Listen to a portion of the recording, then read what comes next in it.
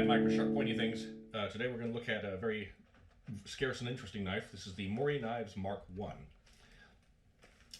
Morey was a petty officer in the Navy. He was making knives aboard ship. He still makes some. They're good quality knives.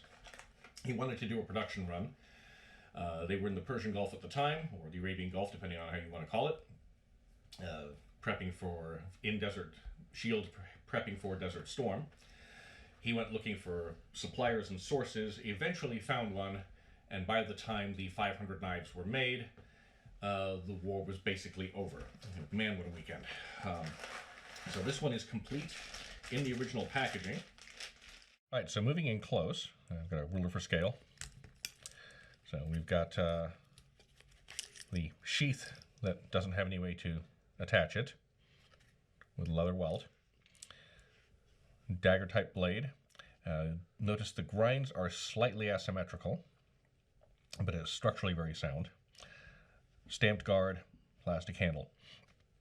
Now this was officially contracted in the Middle East, but looking at the workmanship here and here, my speculation is that whoever did it subcontracted out to Pakistan.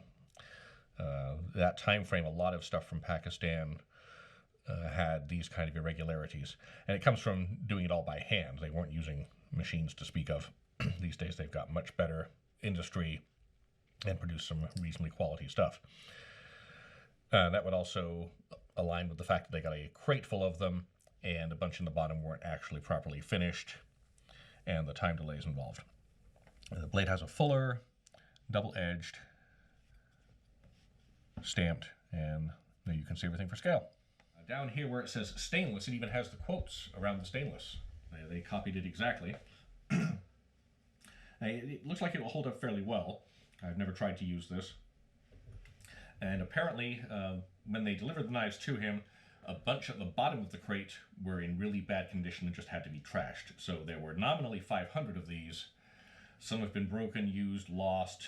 A bunch of the ones that did not meet spec were disposed of. So there's very few of these out there, and I managed to acquire one complete in the original packaging. It's an interesting bit of history. He said that it was an experiment.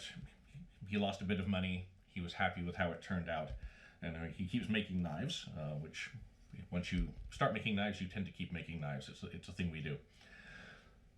But there's certainly nothing wrong with it from a function point of view, other than the fact that you can't mount it to a belt.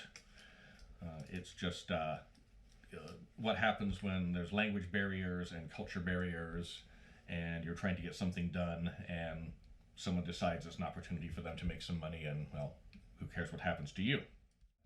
So yeah, it's like a 5.5-inch blade and a plastic handle. The tang is fairly substantial. It's a decent little knife. If you find one, by all means pick one up. The prices are usually fairly reasonable because no one knows what it is. And hopefully if you have one, you now know where it came from.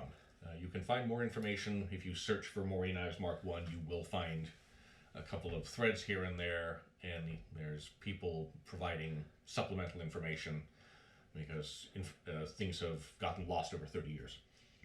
So you know the drill below, like, subscribe, all that kind of stuff, so we can do more of these videos. The website is Sharp Pointy Things.